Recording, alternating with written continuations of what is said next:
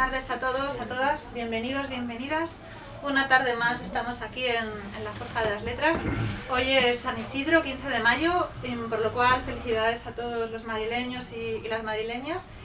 Y muchísimas gracias a todos aquellos que nos estáis viendo también desde fuera de Madrid y desde fuera de España, que sabemos que sois bastantes. Muchas gracias por vuestra fidelidad.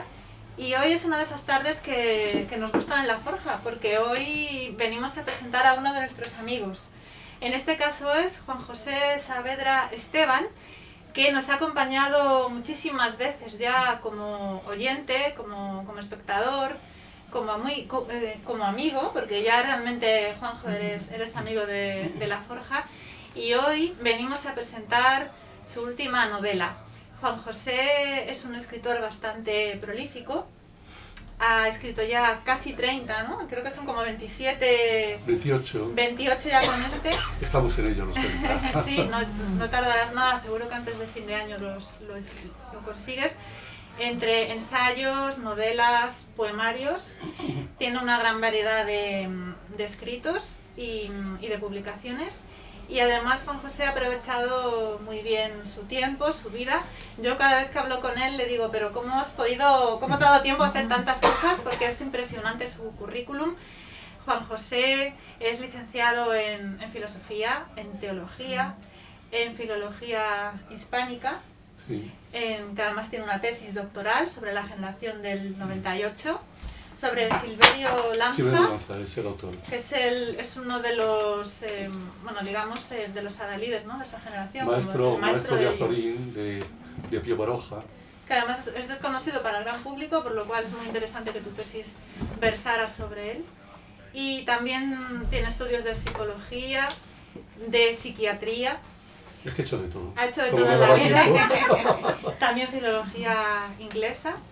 Ha trabajado como profesor, ha trabajado también como psiquiatra, ¿no? Una temporada, ha hecho de todo en la vida como empresario y aún así le ha dado tiempo a escribir, que eso es lo más sorprendente de todo, que le haya dado tiempo a escribir tantos poemarios, tantas novelas y tantos ensayos.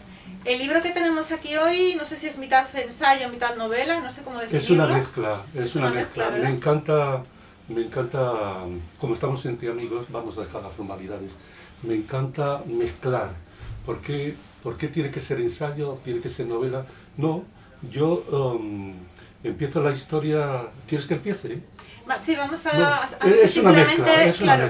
Se llama simplemente 1963, en las cloacas de la política, o sea que ya nos puede dar una pista de lo que Juan José nos quiere contar en la novela.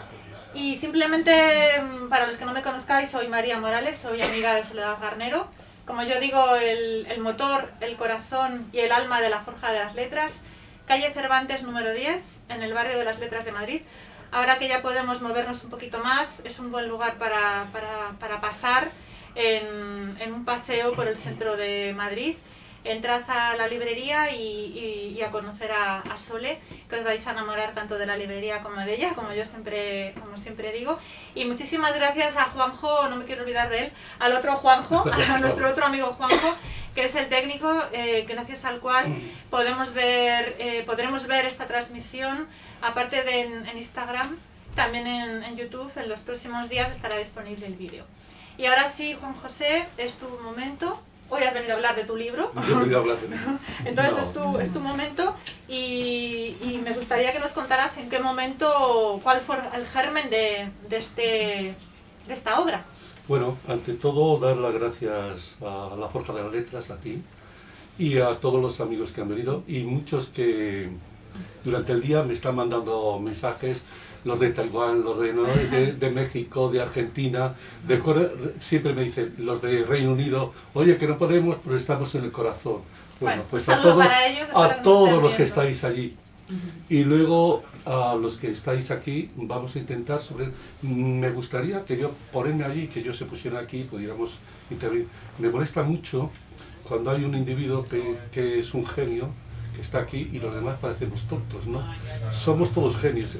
Los papeles que tiene uno en la vida, le ha ido dando, es una suerte y has ido aprovechándoles, pero llegas a una conclusión y lo digo de corazón, de que eres imbécil. O sea, todos estos papeles te sirven para darte cuenta que no tienes nada. Recuerdo con alguien que le decía, nos estábamos riendo esta mañana porque he ido también a la feria de Puente Vallecas, que es ahora la feria del libro, y firmaré el viernes y el domingo. Ah, estupendo. Esta semana no la sigue. ¿Y también esta misma novela o sí, todas las? Sí, no, esta. Misma. Y otras dos que me han pedido de distintas editoriales. Y hablaba, cuando terminas el doctorado, que piensas que has aprendido algo, dices, ¿y ahora qué hago? ¿Ahora cómo escribo? Si es que no tengo ni idea.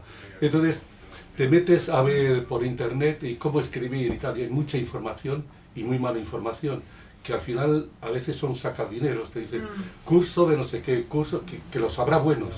Pero yo empecé a descubrir que tendría que hacer un libro sobre las mentiras de internet, pero bueno. Se da para mucho. Y lo dejamos ahí, que al final lo que quiero decirte, que uno aprende como el albañil, como el fontanero, es oficio, trabajo, y nunca sabes, te das cuenta de las limitaciones. Bueno, y ahora del libro surge casi siempre, todo lo que hago, lo hago por circunstancias que se te cruzan. Como yo debo ser un ser sentimental, y me encuentro, tenía cáncer hace 2 años, y me encuentro a los 70 como si la vida ya se te ha acabado. Cuando te dicen, oiga, además son muy cariñosos, el médico que me tocó coge el PSA 14, uy, esto es cáncer, yo no lo puedo atender, vaya al Gregorio Marañón. Sí, como si fueras un número. Y llegas a Gregorio Marañón y te mira y ya parecía de chiste. Dice, está ocupando toda la próstata, el recto. Digo, bueno, Juanjo, vete despidiendo. Tenía un antecedente de mi padre, que había muerto a los 40 de cáncer, de mi hermano a los 58, digo, bueno. Y cuando ya empiezas a ponerte en esta situación, me encuentro a un individuo que se llama Bonilla, que le daban chutes como a mí de quimioterapia y radioterapia. Es el protagonista de la novela, además, y con ese mismo nombre. Y se convierte en el protagonista de la novela. Bueno, cuento esta historia porque al final la vida te da muchas oportunidades. Me ha dado 2 años, me dará 3, los que dé, pero lo más importante es lo que disfruta. Y por eso el problema que tengo, que en la pandemia, como hemos tenido 2 años ahí sin hacer nada, he escrito 5 libros. Y dice la gente, ¿cómo es posible? Mi mujer se ríe. Digo, pues que los tengo en la cabeza, tengo los apuntes y voy a ir contándolo cómo surgieron. Pero ahora, para que os quede claro, Bonilla me dice, yo soy el que le di a Grimao antes de que le tiraran por la ventana la seguridad en... La Dirección General de Seguridad. Sí, exactamente, gracias por ayudarme. En Sol lo tiran por la ventana y dice, fui encargado del PC de que le diera una carta antes de que lo asesinaran. Entonces yo eso me dejó descolocado.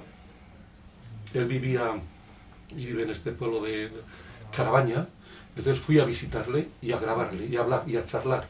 Y me fue contando toda su vida. Entonces me pareció algo importante hablar de ello y le dije, ¿te importaría que lo escribiera? Y él me dio unas 300, 400 páginas de todo lo que él había escrito sobre el tema. Y para mí fue maravilloso porque me encontré de primera mano con toda la documentación. Entonces dije, ¿qué puedo hacer con esta documentación? Pues sobre todo darle un valor a él, que es una persona de pueblo, como mi amigo Juanjo, que me encanta la gente sencilla. Y él me dice, Saavedra, es que me encantó esa frase, que tú eres como Jesucristo, eres tan bueno que hagas lo que quieras con lo que yo te he dado. Y empecé a escribirlo, a medida que iba entrando en el tema. Lo primero fue la carta, me impresionó. Él me dice, yo pertenecía al apostolado seglar. ¿Pero por qué? Porque mi padre era comunista y yo quería siempre, en el pueblo, todos iban al apostolado seglar y venían con más educación que yo estaba, que era analfabeto, dice, y les veía otra actitud en la vida. Yo quería saber, y mi padre decía, todo lo que oliese a iglesia, ni hablar. Y por eso el 63 es clave para él.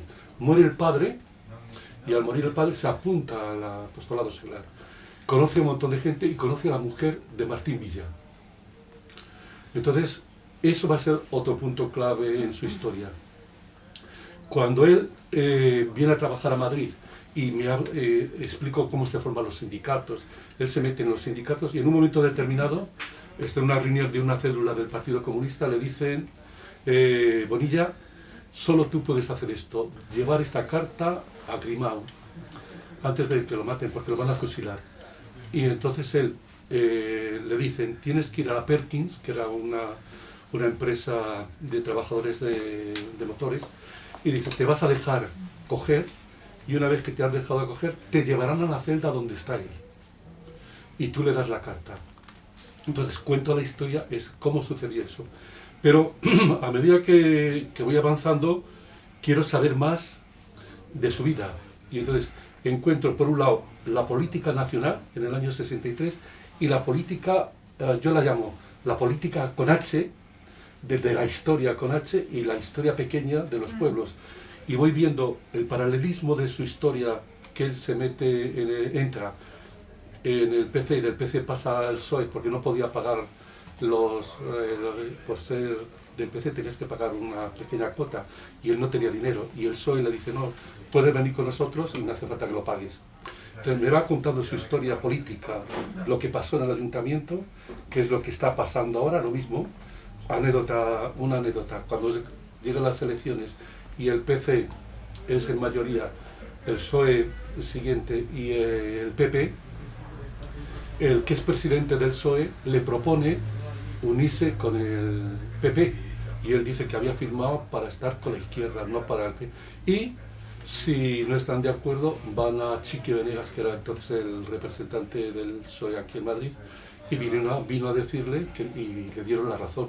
Dice, yo no me he puesto aquí para estar con la derecha, sino con la izquierda. Y lo que remata ya de este hombre, cuando él ya está en el ayuntamiento, como asesores, coge la gente mejor preparada del PP para que le ayude en el trabajo. Entonces, toda esa historia me descoloca. Esa es la pequeña historia. Y la grande, empiezo a investigar en bibliotecas, preguntando a amigos.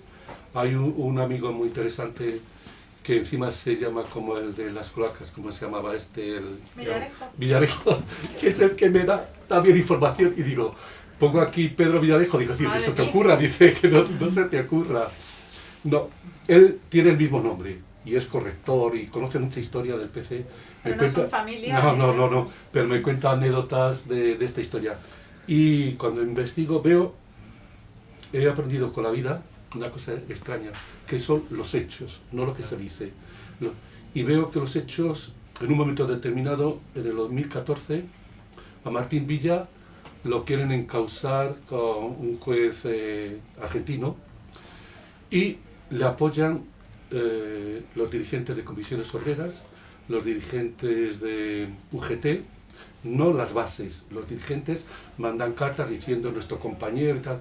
Entonces eso me descoloca un poco y empiezo a analizar y me sale por otro lado Carrillo, que era el que tengo la historia de Grimau por un lado, la historia de Bonilla por otro, y veo que en un momento determinado Grimau está en Francia, viene a España porque tenía que hacer,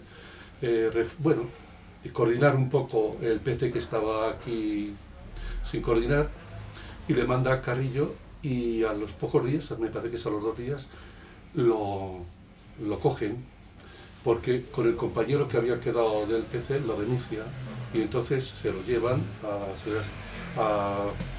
le encierran y es cuando aparece Bonilla para que le dé la carta y en el momento que le tiran por la ventana, es cuando tiran. Entonces hago una investigación de policíaca. ¿Por qué uno cuando cae por la ventana cae de cabeza? Si tú te tiras por una ventana normalmente caes de pie. Empieza a hacer investigaciones. Él no se acuerda nunca de lo que pasó.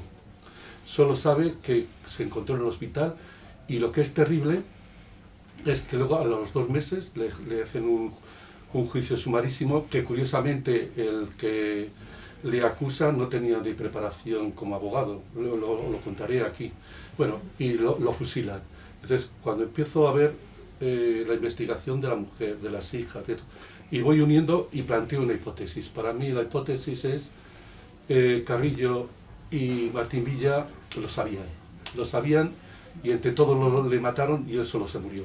Porque curiosamente cuando muere Grimao empiezan las manifestaciones el 63 estudiantiles, 64, muy fuertes, y el PC empieza a tomar mucha fuerza. Al mismo tiempo la derecha, que el representante sería nuestro amigo, empieza a un tipo de derecha que quería irse del búnker, el búnker no podía avanzar, y entonces empiezan a coordinar ahí, y es la hipótesis que yo planteo de que fue algo ya preparado.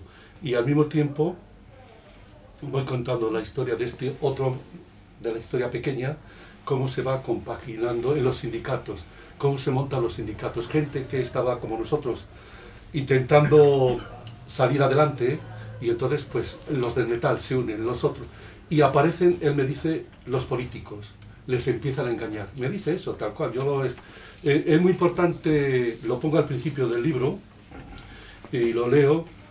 Todo historiador debe conocer el principio básico, que es que jamás creas el testimonio de alguien que estuvo allí, investiga.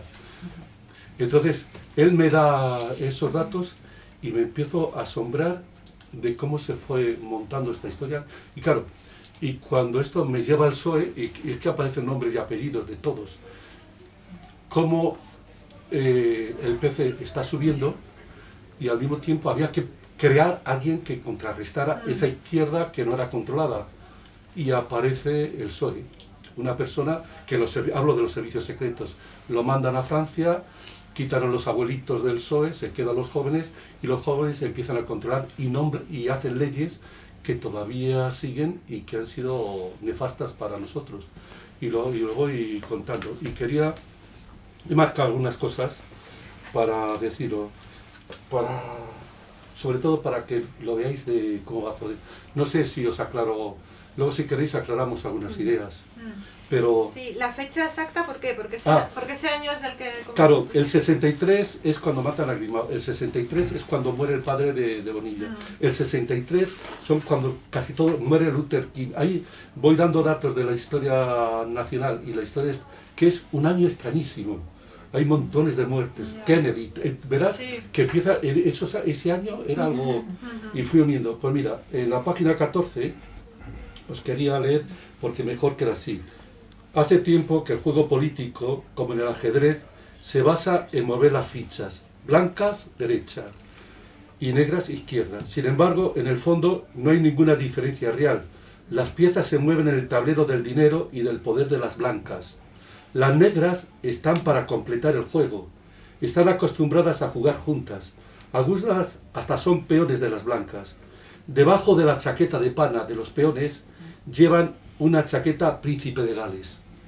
Algunas negras cambian de color con mucha facilidad, es por esta razón por la que las blancas siempre ganan. Entonces hay otro juego que hago, en el fondo el ajedrez, y en el ajedrez juegan las ratas, las cucarachas, las abejas y las avispas. Las abejas es la gente currante, las avispas más o menos la policía, todo el sistema que va a picar, es una forma. Las cucarachas es el segundo, y ya están en nivel más alto los dirigentes, que son las ratas. Y juegan siempre en el tablero. El peón no puede salir del cuarto, porque luego salto aquí. Y lo digo aquí, y lo que decía de Bonilla. Cuando he conocido las dos historias, hay dos protagonistas aquí, diferentes. Tomás Bonilla y Juan Nadie. Sabía que estaba ante gente especial, que conocía muy bien el ajedrez de la política. Sus historias me han llevado a una conclusión. ¿Qué es el hombre sino un insecto fútil que zumba mientras se estrella contra el cristal de la ventana? Es un simple peón en el tablero que defiende y se sacrifica por salvar al rey y a la reina. El peón no puede salir del cuarto porque la ventana solo se abre por los que dirigen el juego. La ventana con su cristal, el destino, se interpone entre lo que está dentro y lo que está fuera. Solo unos pocos llegan a salir del tablero, rompiendo el cristal. Bueno, voy contando un poco para que sepáis de cómo va la narración. Y luego hay otra parte, que es la parte de la investigación. Y dice: el grupo de periodistas nos apiñábamos ante la puerta. Un sargento de la policía armada gritó: los periodistas que entren primero. Cuando entramos en la sala, la vista ya había empezado. El secretario del tribunal, teniente coronel Balbás, leía el acta de acusación de una forma un tanto atropellada. Yo logré un asiento en la primera fila, justo detrás del acusado, que se encontraba a menos de 2 metros de mí, separado por una balaustra. A mi izquierda, el fiscal militar, el comandante Enrique Amado, de uniforme y con sable. Al comandante Amado lo había visto actuar en muchos consejos de guerra. Su voz era fuerte, sus acusaciones siempre iban envueltas en un lenguaje retórico, en donde invariablemente se hacía referencia a la guerra civil española.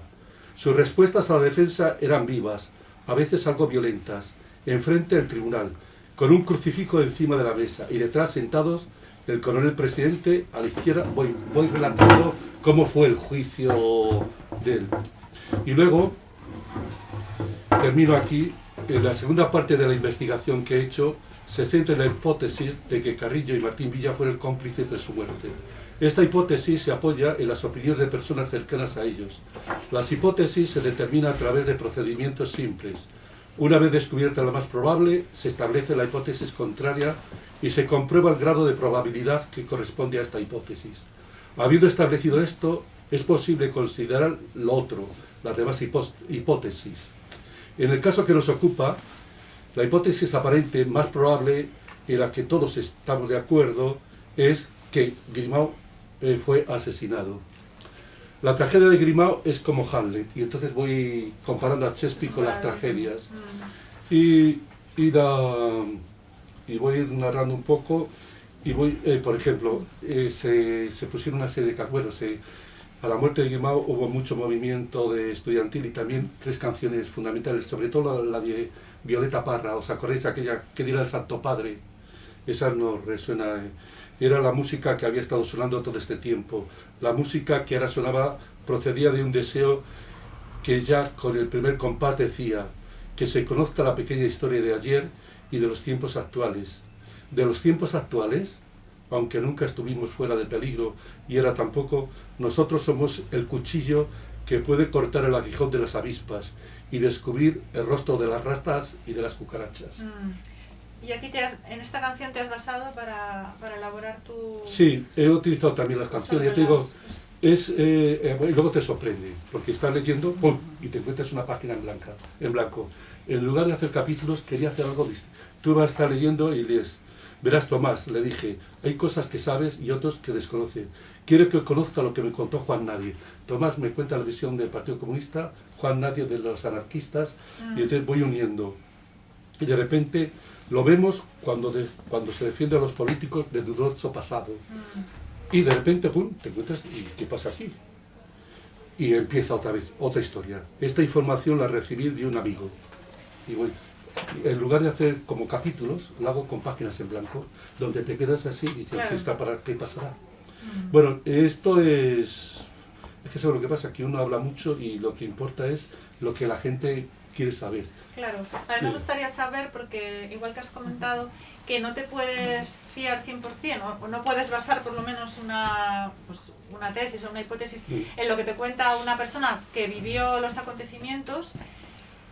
Me gustaría preguntarte, aparte de lo que este señor Bonilla te contó, ¿cuál ha sido tu proceso de investigación? ¿Cómo has hecho para...? He leído todo lo que se ha escrito sobre Carrillo, sobre el PSOE. He leído mucha documentación, y entonces de distintas tendencias. Y luego, claro, voy uniendo y veo lo que han hecho, lo que han dictado, las leyes que han ido dictando y que eran de derecha, por poner un concepto, de derecha y con signos de rosas, de lo que tú quieras, de estrella, lo que quieras, pero al final los resultados eran siempre machacar para ir perdiendo libertades. Y hemos llegado a la situación por eso, sobre todo, hablo también de Billy el Niño, hablo de Conesa, de los que lo que me sorprende es que aquellos individuos que estaban antes del franquismo, que estaban en la cloaca, siguen con la democracia. Entonces hay una entrevista muy interesante, Oliat, sobre la democracia, sobre los cambios políticos y tal, y él habla de que realmente es un juego, las fichas se mueven los peores, pero sí, el rey y la reina siguen para no comer. Y cuidado si te sales del tablero, porque tienes que jugar siempre con las mismas fichas. ¿Y crees que Julián Grimau se salió del tablero? Sí, era un hombre, yo lo que cuando he leído sobre él y he visto, era un hombre que, buena persona, en el sentido de que ya estaba quemado, porque era la segunda o tercera vez que venía, entonces se exponía. Estaba Semprún, que también estaba en el grupo, y podía ver, pero al final le dijeron, no, que vaya él. Y luego cuando él, todos luego ya opinan. Y en las memorias de Carrillo es muy curioso, cuando lees sus memorias lo pasa por encima, y todos lo pasan por eso. Como que no quieren hablar del tema, no quieren recordar. Lo que pasa es que uno escribe tanto que no se acuerda de todo, porque empiezas a unir, yo lo pongo todo encima de la mesa como un puzzle, y empiezo a unir, y me encanta siempre las dos historias. La historia de uno, del caso de Julián Grimau, y la historia de Tomás Bonilla. Y cómo al final es lo mismo. Tomás Bonilla organiza cosas en el ayuntamiento y le hacen la vida imposible porque se llevan dinero del ayuntamiento y él lo denuncia, pero de sus mismos compañeros. Entonces, cuando hablo, dice, yo no estaré nunca en política, no puedo estar, dice, porque he visto lo que no está escrito. O en el mismo pueblo a veces, que tampoco la culpa también es nuestra, él organiza le piden hacer una cosa de baile y organiza un ballet que llega a tener tanta fama que cobraba hasta 200.000 pesetas y bailaban aquí donde está al lado de Goya, ¿cómo se llama? El polideportivo ese. Sí, pues el Wifi. Ahí bailaba la gente del pueblo y tal. Y entonces los padres empezaron a decir, oye, pues tendrás que pagarnos. Oiga, si esto es gratis, es para el ayuntamiento y es para el pueblo. No, pues nuestras hijas ya no van a bailar si no se les da esto, si no está. Y al final fue desapareciendo todo. Los padres me pedían que les pagara la comida, que les pagara la cena, que se les pagara el hotel por venir a ver dice, todo, al final hay un ambiente ahí extraño, que no es solo los políticos, al final son reflejo también de nosotros. Sí, que al final los políticos es lo que tú dices, es un espejo de la sociedad, ¿no? Sí, además les conscientes, es terrible que les consentimos todo. Aquí, cuando escribía pues ya gente que está metido en estas historias de amigos, me decían, vas a tener un problema, pongo nombres y apellidos de cada uno, y qué leyes hicieron y cómo siguen ahí, y no doy más datos, porque me tengo que callar, porque tuve la suerte de conocer a gente que estaba en otros niveles, y lo que los políticos pedían a cambio de aprobar leyes de contaminación, por decirte un dato. Uno trabajaba en una multinacional, que tenían 150 empresas en el mundo, y aquí, cuando me contaba las historias, que las relaciones era solo dinero, podías poner tu fábrica contable, tú pagabas al alcalde correspondiente, no había problema. Y alcaldes, en nuestro caso, de nuestro pueblo, tengo datos curiosísimos de los que viene un constructor allí y hace una cosa así, pero como tengo unos hijos ahí, tienes que hacerle una casa, pero a coste. Y el constructor dice, yo no, en este pueblo no volveré a construir más, porque solo es pagar y pagar y pagar. La corrupción es que está ahí, está metida. Sí. Yo hablo en las patas de las abejas, que siempre queda la porquería. Pues ahí los políticos, cuando se ponen, ¡pum!, siempre se van saltando y siempre van llenos de porquería. Algunos, supongo que habrá, este caso, Bonilla era un tío muy honrado y por eso tuvo que dejar este sistema. Claro, cuando no puede pagar porque es un hombre que no tiene dinero y entonces al PC no puede, pero el PSOE le paga, no te preocupes, nosotros le pagamos para que vengas con nosotros, porque tenía tirón, pero cuando quieren utilizarle, dices, ni hablar, no, a mí no me utilizáis. Sí, y la bondad y la inteligencia de utilizar los que valen. ¿Qué importa si estás en el PP, en el PSOE, donde si tú vales, pero hay muchos inútiles que se ponen los signos porque no valen para nada, valen solo para eso. O sea, que se decepcionó de la política y lo dejó ya para siempre, ¿no? Sí. ¿Y te costó mucho conseguir que te contara la historia? ¿O él tenía muchas ganas de contarlo? Él me dijo, era curioso, nunca lo había contado. Y entonces hablando con él, pues nos caímos muy bien, porque ya el que me conoce voy a mi bola total. Llegaba el Gregorio Marañón y entonces todos estaban ahí así, porque claro, la quimioterapia te dejaba ahí, o la radio, y entonces yo llegaba, nos dan una tarjetita para las sesiones de radio que te tiene que dar, y yo cogí y puse Club Deportivo El Gregorio Marañón. Y entonces, cuando llegaba, le decía a todos, venga, aquí, somos del Club Deportivo, a poner la ficha. Y las enfermeras se partían, porque ya no era la tarjetita fría, sino éramos del Club Deportivo. Sí, Cuando llegábamos, y ahí él dijo, este es distinto. Y me empezó a contar un día, se sentó a mi lado mientras esas esperas largas, me empezó a contarles, me invitó a su pueblo y me dio mucha... Y hay otra cosa que tengo pendiente, que es, él curaba con las manos, te pasaba los dedos, y cura, dice, cuando ve los tendones y tal, al médico del pueblo le mandaba gente. Es un hombre de campo y tiene unos dones especiales. Y me dio documentación para que hiciera sobre las plantas que él utilizaba para curar y tal, pero al mismo tiempo me dio un montón de documentación. Entonces, más adelante le haré otro libro sobre las plantas, lo que me ha enseñado él de plantas. Me dio mucho, me entregó todo lo que tenía, me parece de una generosidad. Sí, además que aprovechaste muy bien esa oportunidad, porque claro, al final algo que parecía en principio ser un revés de la vida, algo negativo, como es una enfermedad, pues al final te ha reportado algo positivo. Es que en la vida tienes que coger todo lo que te da cosas buenas, regulares. Claro. Y entonces quería contaros, porque como en la pandemia, durante 2 años te dejan inquieto, y yo tenía en la cabeza cosas, digo, pues a escribir. Y cojo que este es, mientras la luz pasa entre los árboles, había estado 4 años junto al río, en Manzanares, estaba la casa y el río. Y entonces tenía ganas, y enfrente de la casa de mi amigo que está ahí enfrente, entonces tenía ganas de descubrir la naturaleza, pero es que mira que la descubrí siempre en libros y estupideces. Sentarme horas viendo los pájaros, y veo que el río es un ser vivo, le veo que es distinto, que tiene vida alrededor. Empiezo los sonidos, 4 años allí haciendo el imbécil, escuchando, diría otro, no te puedes. Distinguía cómo se hablan los pájaros, distinguía cosas. Un día estoy sentado y oigo, lo cuento siempre, cuac, cuac, cuac, cuac. Digo, está en peligro el pato. Salgo corriendo y había un perro al lado. Le quité al perro y tal. O venían un tipo de pájaros negros que vienen allí, chuchu, y empecé a leer historias de los romanos. Cuando vienen 2 es que vienen amigos, cuando vienen solo es que trae tristeza. Y empezaba a leer y era una experiencia muy bonita. Y entonces publiqué que era, y me ha escrito muchísima gente que le encanta, porque es un canto a la naturaleza. Y además lo digo así, mira, este soy yo, un hombre que busca la infancia en colisión con los sueños. Empiezo a ver lo invisible y la sombra de las cosas. Busco invertir en el banco del tiempo. La soledad me ha ayudado a hacer buenas inversiones. Descubrirás que soy buena compañía. Sé que lo único seguro es la muerte y la gran aventura es vivir. Y lo mejor está por venir. Quiero que entres en el territorio impuro de este canto, donde nadie podrá quitarnos los sueños, ni Dios ni hombre.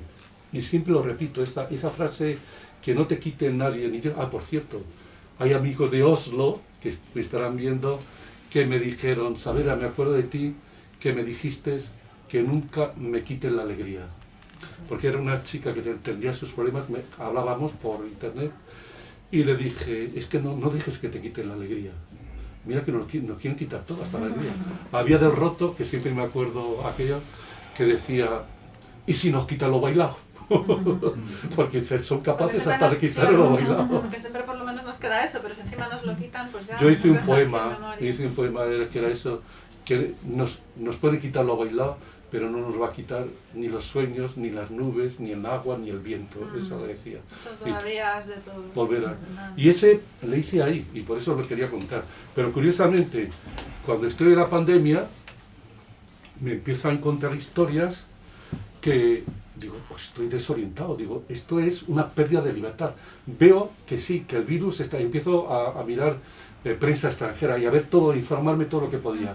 Y durante ese tiempo escribí para explicarme a mí mismo el tema de la pandemia y entonces escribo esto hace 1 año y medio, quiere decir que la fecha es lo que vale, y escribo que mira que es actual. Hegel escribió que lo único que podemos aprender de la historia es que no aprendemos nada. Así que dudo que la pandemia nos haga más sabios. Cuando pase esta situación, volveremos a olvidar lo que hemos descubierto como esencial. Lo único que está claro es que el virus destruirá los mismos cimientos de nuestras vidas, provocando no solo una enorme cantidad de sufrimiento, sino también un desastre económico. Y lo voy contando aquí. Y termino diciendo, los golfos tienen miedo a las distintas ideas y al papel escrito. Por eso, ante tanta locura, he escrito este libro. Por supuesto, no discuto que el loco sea yo. Y entonces, según estaba escribiendo tenía pendiente este otro, que había durante 9 años conocí a Chun Su, una china de una tontería de cuando un tío tiene 60 años, se encuentra una de 25 30, se enamora, pero se enamora, yo hago un poema muy curioso, yo me enamoraba de su cuerpo y ella de mi cartera. Entonces queda muy claro. Pero, sin embargo, durante 9 años fue una experiencia muy interesante. Y como estaba leyendo El Quijote en la pandemia, quise hacer como una historia del Quijote con 2 personajes. Ella es Sancho porque tiene muy claro lo que se puede tocar, y yo Quijote, a volar, a volar. Y voy contando la historia en un diario de 9 años, porque tenía 9 cuadernos que cada año iba escribiendo. Yo escribo mucho y lo guardo. Y de repente apareció, y se lo llevo porque uno no se valora y además sabe que le falta mucho. Y se lo llevo a un amigo que es editor, que es muy cabrito, que ese no publica nada. Y dice, me ha encantado. Se lo llevo a otro, me gusta. Y cuando empieza a escuchar, porque a veces nos engañamos a nosotros, y empieza a escuchar, me gusta, digo, pues lo publico. ¿Qué es lo que hice? Hice otra locura. Como antes dependía de editoriales, hasta los 25 primeros libros siempre he publicado con editorial. Y hay una editorial que me encarga uno sobre la montaña, y me doy cuenta de que son 20 euros a ti que lo quieres comprar. Yo hago ese razonamiento, lo siento si a ellos se ofende. 20 euros que tú por comprar el libro, y el 8% a mí me dan 2. Y es entre el distribuidor y tal, y entonces digo, y descubro Amazon con toda la mala prensa que tenga. Para mí fue en ese momento, bueno, más adelante no lo sé, y descubro que si yo me lo publico en Amazon, puedo ponerlo gratis para el que no lo puede comprar, lo pongo en 2 euros, el ebook, y el 9. Entonces lo pongo en 9 cuando el editor lo iba a poner en 20. Y encima yo gano 4. Y a la gente que me escribe de Tailandia, me escribió gente que no podía comprarlo, pues yo le mando el PDF. Cuando hay gente que no lo puede comprar, yo se lo mando. Y entonces pues abre en cualquier sitio, verás que me encanta que pero a la falla. ¿Son los 9 diarios? Los 9 años. Sí, o has tenido que... No, está resumido ahí la historia, y es entre la cultura suya y la cultura nuestra, entre su comida y nuestra comida, entre lo que piensa, lo que tú habrás al azar. Pues justamente el día de tu cumpleaños, el 19 de marzo. Mira, a ver qué digo el día de hoy. Hoy es mi cumpleaños, la edad de la jubilación. O sea, no, ni siquiera un cumpleaños cualquiera, sino casi el segundo más importante de la vida. Sí. Comida con la familia por la mañana, y por la tarde fui con C, o sea, no pones su nombre completo, sí. Claro. No pongo nunca. A tomar un bocadillo de calamares al brillante, muy madrileño. Mientras ella estaba comiendo feliz, de pronto, lo mismo que sucede cuando el sol se va ocultando en el ocaso, cuando los colores aparecen reflejándose sobre las nubes, en ese instante único sentí la plenitud de pensamientos carnales viéndola como comía un bocadillo. Toda mi felicidad se concentraba en aquel cuerpo y en aquel bocadillo de calamares. O sea, la felicidad completa, ¿no? No, pero si te das cuenta, te das cuenta, es el humor que tiene, es romper un poco ese misticismo, si las cosas son tan sencillas como esa. Y entonces, y además es muy divertido. Mira, 2 de los mejores que he hecho, que tengo que rematarle también, y os pido perdón, porque hay 3 erratas, soy un precipitado, y luego ya lo voy rehaciendo. Ya está muy maduro. Yo los publico y luego después voy rehaciendo. Como tengo en la vida poco tiempo, porque sé que el tiempo yo ya le tengo limitado, cualquier día dice, metástasis, a tomar pero adiós, quedáis. Pero no pasa nada, el problema le tiene uno tiene que estar, y empiezo así, mira, esto me encantó. Al ver que no sonaba el teléfono, supe inmediatamente que era ella. En ese instante, con su silencio, me di cuenta que me prometió la luna, pero se quedó con ella. Y luego, y termina, dentro de la historia, sobre todo con mucho respeto. No he pronunciado su nombre, porque pronunciar su nombre es reconocer que existió. Aquel que después de leer esta historia pronuncie mi nombre, tiene derecho a reclamar mi amor. Qué bonito. Sí. Entonces, este ya digo que fue con mucha tranquilidad, porque eran 9 años tomando notas, pero quería quitar el demonio de haber tenido esta experiencia. Y lo más bonito es también tener la experiencia con la familia, que aunque hacía estupideces, ellos sabían que yo estaba haciendo estupideces. Pero es que además, es que lo tengo muy difícil, eso de la monogamia a cierta edad. Y claro, hay una que se llama Mis putas tristes, de García Márquez, que me influyó. El abuelo, cuando ya tiene 90, tenía 90 años, quería acostarse con una virgen. Y aquella me quedó en la cabeza y yo dije, coño, si ya tengo 60, porque yo no también. Y monté esa historia que al final es una historia, pues oye, depende cómo es todo en la vida. Me sirvió mucho, quedamos muy bien, desapareció, de lo cual solo me alegro porque era justo. ¿Qué vas a hacer? ¿Qué vas a hacer? Soy imbécil. Yo ahora con 72 y la criatura con 35. No, y además que no, son cosas que... Pero lo que quiero decir, que es lo que me dicen los amigos que me conocen, que no escribo con la cabeza, escribo con las tripas y no pongo filtros. No, quiero marcar un estilo, el mío, es sin filtros y sobre todo de disfrute. Que la persona que lee dice, ¡oh, qué bien me lo estoy pasando! Porque como lector, en 4 carreras, en 5, ¿cuánto he tenido que leer? Ni se sabe. Y es un aburrido los tíos, y además muy bien escrito, pero no dicen nada. Yo cuando digo, quiero que me digan algo, que me den, que me saquen lo que tienen, y entonces es lo que he intentado hacer.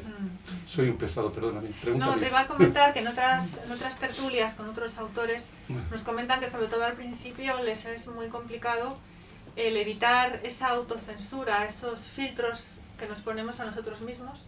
Pero tú me imagino que ya con el paso del tiempo, con la edad, ya llega un momento que dices, me da igual lo que piensen de mí, tengo una frase, yo voy a decir lo que quiera. Sí, tengo una frase que puede sonar duro, pero lo digo. Para lo que me queda en el convento me cago dentro.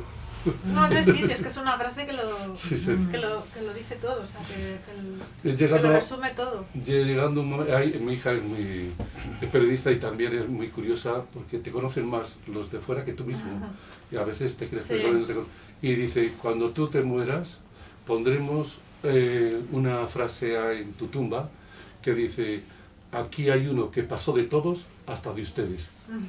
Entonces, eso lo veo a veces en casa cuando hablamos y dice mi mujer una cosa y dice mi hija, a papá déjale, si va a hacer lo que le da la gana. Y mi mujer dice, pero no les dice nada. Digo, ¿qué les voy a decir? Yo les digo, ¿en qué puedo ayudaros? Os vais a equivocar, pero contar conmigo para ayudar. Y es maravilloso porque a veces me dice, oye papá, ¿me puedes ayudar en esto? ¿Me puedes...? 1000 cosas que no se atreven a veces a la madre. La madre es otra cosa, es como para apoyarse, pero para buscar ayuda es maravilloso que te vengan a ti. Y además ya con la edad que uno tiene 43 y el otro 28, y el otro 28 es maravilloso, porque estoy a lo mejor escribiendo, se mete por debajo y me agarra la piel y digo, ¡Juan, me cago en la mar! Y eso, contacto de seguir ahí, o le veo que el otro día, que son cosas muy sencillas, que hace una tortilla y digo, joder, estás haciendo una tortilla, a mí nada, ¿eh? Y por la mañana dice, mira, ahí te he dejado un poco. El compartir eso, igual que lo haces así con los hijos, con los amigos o con los lectores. Claro. Que me sorprendió que en México, no sé si había vendido 300, unos 500, y iba como... Y no me importa, ya te digo que, y además hoy lo decía, a gente que no puede comprar, no preocuparos, me pedís el PDF, yo lo mando y ya está. Que podéis gastar los 9 euros, o lo gastáis, que podéis gastar 14, 15, o lo gastáis. ¿Y cuál es el proceso que sigues para promocionar y distribuir? Porque, claro, muchos escritores, sobre todo los que empiezan, pues necesitan el apoyo de una editorial detrás para ayudarles a esa promoción y a llegar a todas partes. Como ya estuve en muchas editoriales, ya me conocen de muchas editoriales y de cierto nombre. y luego ya utilizo las redes sociales. Tengo Ahora es gente, fácil, ¿no? gente de tu edad como tú que me dicen, oye Saavedra, te vamos a hacer un canal, y me hacen un canal YouTube y miro 23.000 visitas y dice, vamos a subir otro vídeo y te mando imágenes y ponme letra y yo lo hago. O mi hija me dice, bueno, él es como Instagram, me lo coloca a Instagram y bueno, y ahí tengo también gente. O en Facebook, que es curiosísimo, tenía 200 y de repente 1500, 1400 y a veces son por circunstancias, no porque tú seas, porque en República Dominicana hicimos una cosa bien hecha y de repente la gente empezó, unas tierras que tenía allí con un amigo, que lo conté un día, y entonces pensamos que era mejor donarlas para que se hiciera un instituto. Y entonces la gente lo debió ver y dije, este debe tener pasta, no tengo ni duro, lo de jubilata. Lo que pasa es, si sirve para hacer un instituto, ¿para qué lo quieres? Para discutir con la luego... Y hacer ese tipo de cosas a veces te llena mucho porque haces cosas que no aparecen en ningún lado, pero que tú sabes que están allí. No, y que luego siempre revierten, o sea, todo no, lo que tú haces leche. al final te viene de vuelta, o sea que... Hablamos de ese tema, parece que es una tontería, pero en la medida que das, Claro, la vida te lo devuelve. Sí, sí. Yo estoy convencido. Tanto para bien como para mal. Sí, sí. Y yo, mi hija me dice a veces, es que tú vas con las manos así y vas abrazando a todo. Digo, no te puedes imaginar lo que te da la vida así. Si vas siempre así, Claro. no vas a ir nada. Pero eso es un aprendizaje, ¿no?, que has tenido, me imagino. No, como todos. Claro, pues cuando hablas ya con 72 años, Claro. no has tenido, no, y bofetadas que te has dado y lo que has desaprendido. Yo cuando daba clase siempre enseñaba a desaprender. Sé que utilizaba esa palabra, y es curioso, porque decía, vamos a quitarnos de la cabeza. Cuando daba literatura, decía, es que por eso me echaban de los colegios, como el Club de los Poetas Muertos. Antes que él, sí, el primer día de los debut decía, los libros no sirven para nada, a la basura. Y era el primer día de clase. Y era el primer día de clase, y además el colegio de cierto prestigio en Madrid, de cuyo nombre no me quiero acordar. Y luego decía, no, pero no seáis tontos, cogerle y nos vamos a la IPA, que se vendían los libros de segunda mano, y con eso tenemos para 2 o 3 días de cañas. Entonces cogíamos y estar con los de FUT tomando una cerveza y conocer su mundo, y después, ¿qué os interesa de la literatura? Y en las clases de hablar así era maravilloso. O cuando daba idiomas, que es un coñazo, cuando das inglés a los chavales a eso de las 3 de la tarde, hacíamos concurso de grito, a ver quién gritaba más alto. Aquel colegio era un desastre, porque claro, se quedaban relajados. Claro. Y una vez que estaban relajados tú podías enseñar, podías. pero los gilipuertas no lo entendían. No entendían que estaba relajando a la gente. Relajar a la gente es coger una hoja gris, leerle, escribir. No, eso no es... Perdóname. Mejor que hablemos con todos, que no nosotros solos. ¿Cómo vamos de tiempo?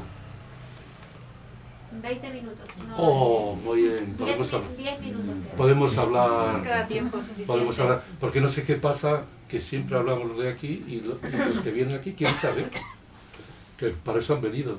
Claro, ahora es vuestro momento. Cualquier Sí. duda que queráis hacer.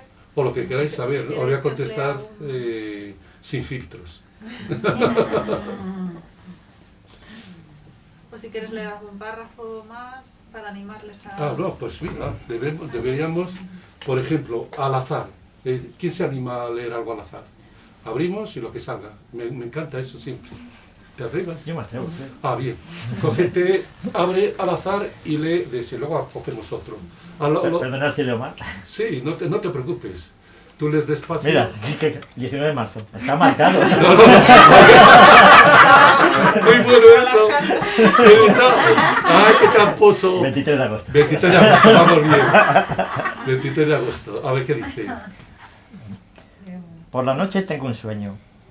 Es la historia de un hombre que firma para morir y que quiere ser devorado por las alimañas. Pero cuando llega la hora, no quiere cumplir lo firmado. Quiero buscar una interpretación a este sueño, que, como todos, se mueven en un mundo fascinante donde las reglas de la realidad no se aplican. Recuerdo que hace algunos años, pensaba y comentaba que después de los 70 no merecía la pena vivir. Ahora pienso que todo depende de cómo se encuentre uno en esa edad. Sigamos con el sueño. Desde la antigüedad los sueños han sido considerados como una forma de contacto con la divinidad y la mejor forma de vaticinar eventos futuros. Los sueños nos traen cada noche universos insólitos. Soñar es abrir una puerta de la mente. Todas las esperanzas, ambiciones, deseos, miedos, fantasmas residen allí. Son parte de la mente primitiva y constituyen una vía de acceso a las realidades que están más allá del alcance de la lógica. Es muy largo, ¿eh? No, bueno, con eso... Sí. No, ¿sabes lo que pasa? Que como intento reflejar todo mi mundo. Ese de los sueños, de la comida te puede sorprender, a las mujeres les encanta. Porque, digo, me invita la chica a comer y pone un bol de agua caliente con 4 hierbas y luego pone un arroz que dice que es tres delicias. Eso no es 3 delicias, son 3 porquerías.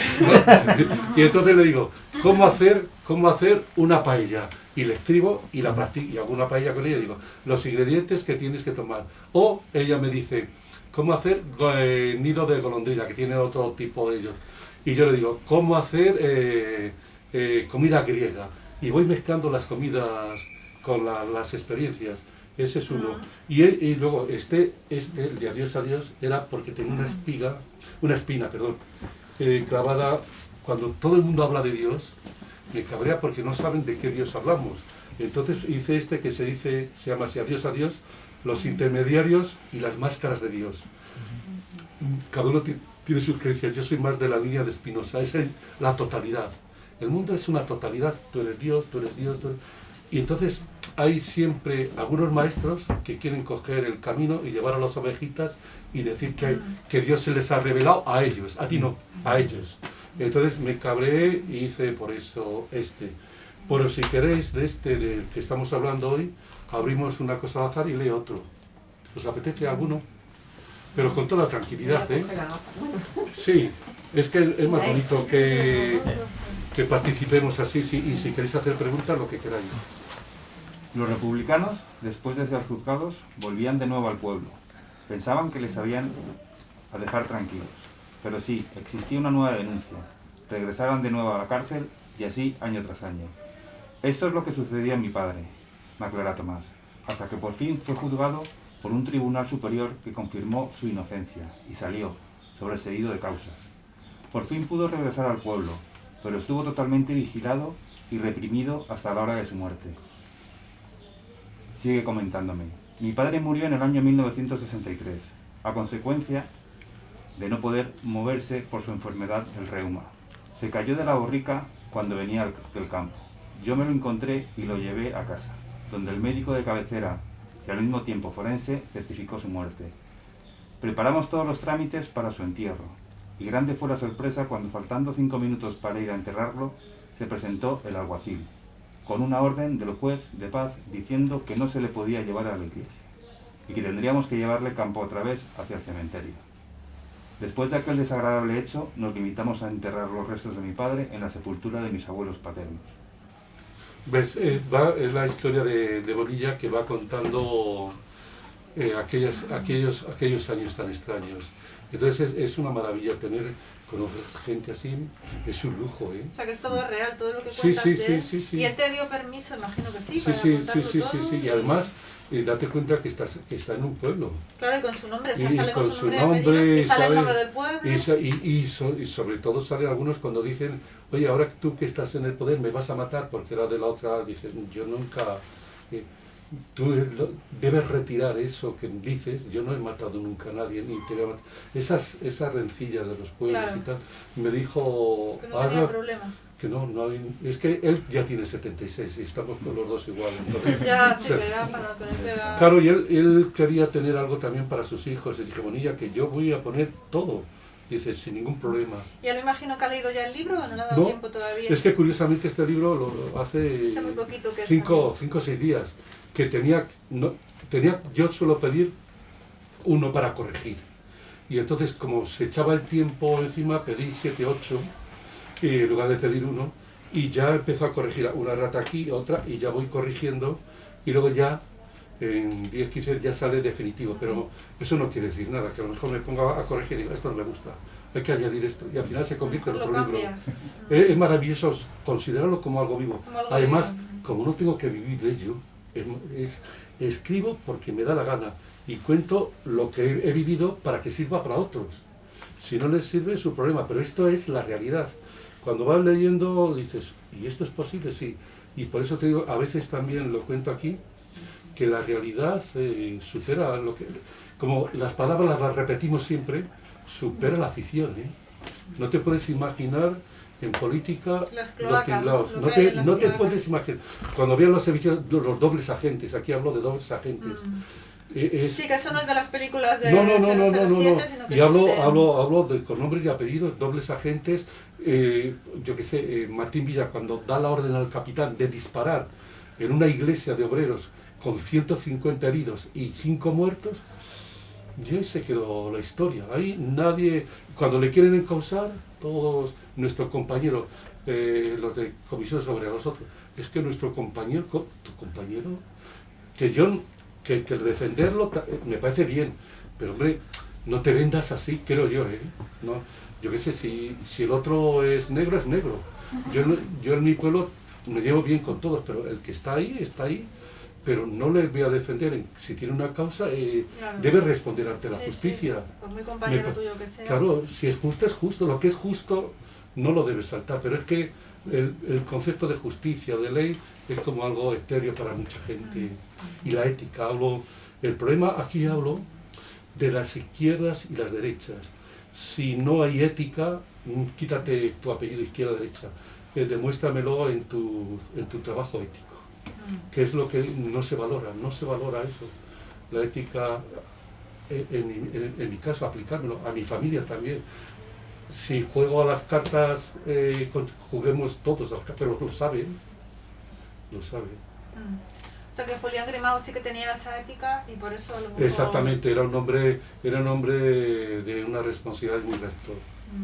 Y por eso cuento un poco su vida, cuento la vida de su familia y cuento la vida de todos, de cómo llegaron al poder, porque he investigado, hay muchos personajes y todos esos, desde cómo empezaron y cómo algunos eran, pues yo que trabajaban en una tienda y luego en una tienda de ultramarinos y les ves ahora que son jerarcas. Ya. O sea que para finalizar, tu hipótesis es quizás que se lo querían quitar de en medio y lo usaron como cabeza de turco a lo mejor, porque a alguien le tenía que tocar... En política suele pasar eso. Se quita Era un elemento molesto y eso. ¿Quieres decir algo más para finalizar? Para animar a todos los espectadores a que compren... No, pues animarles... o cualquiera de los tuyos. No, hombre, animarles a leer y a compartir. Sobre todo, me interesa mucho que lo leáis y que me corrijáis y aprender juntos. Un intercambio de ideas. Sí, muchos de los libros, cuando hice un amigo budista me dijo, no estoy de acuerdo en esto. Me enseñó cosas que yo no había prestado atención. Entonces me parece maravilloso. No entiendo, yo quiero crecer, quiero aprender y entonces me encanta que el que lee pueda intercambiar conmigo ideas y podamos hacer cosas juntos, y yo qué sé. Claro, y es lo que dices, que un libro es algo vivo. Sí, y sí. no termina cuando pones el último punto, sino que a partir de ahí empieza una nueva vida, que el lector también entra en esa vida y entre los dos se va creando. Y sobre todo también la generosidad con Sole y con la Forja de las Letras, porque son monumentos que yo pienso tenían que hacer monumentos a los libreros, a la gente que tiene libros, porque es donde está la sabiduría y la porquería que te ponen ahí unas tortitas y dices 9 euros y vienes un libro 14 y joder, esto no, es que es muy caro. Con todo el trabajo que tiene detrás, que vosotros lo sabéis, los escritores. La cultura siempre está tirada, no les interesa, no le interesaba a nadie, y al pueblo, a nosotros, nos han enseñado también a no valorar esto. Yo que sé, un bocadillo de calamar, pues te cuesta 7 y con toda, más la caña 9 y te quedas tan satisfecho que ¿qué te aporta? Un libro te puede cambiar la vida. Un libro te cambia. A mí tenía 12 años y cuando empecé a leer me cambió la vida. Todavía y sobre todo lo que te da. Y esto quedó. La anchura es solo libros. La longitud es la salud, tienes 70, 80, es la longitud, pero la anchura, todos los días, ¿qué anchura puedes poner? De kilómetros. Sí, como se suele decir, leer es vivir 2 veces, y os animamos a todos a leer y a venir aquí a la Forja de las Letras a adquirir vuestros libros. Abrazar a Soli. Abrazar a Y Soli. por supuesto, abrazar a Soli cuando se pueda. Sí. O veo abrazarla con los ojos. Pero por lo Se la menos puede abrazar con el los ojos. corazón, Sí. bueno, pues, muchísimas gracias al público que habéis venido a acompañarnos esta tarde. Esperamos que no sea la última vez que vengáis a visitarnos. Muchísimas gracias a los espectadores. Seguimos en contacto con las tertulias, con los eventos, con las presentaciones a través de las redes, y espero que muy prontito ya podamos reunirnos aquí con más aforo del que hasta ahora estamos pudiendo tener, y que volvamos ya a una vida más normal en breve. Muchísimas gracias, Juan José, por tu confianza, por haber elegido la Forja de las Letras para presentar 1963 en las cloacas de la política. Larga vida a tu libro, y esperemos que pronto vengas a traer uno nuevo, que estoy segura de que sí, que de aquí a fin de año seguro que llegas a los 30 libros. Muchísimas gracias a todos, y os queremos, y a leer, hay que seguir leyendo. Muchas gracias.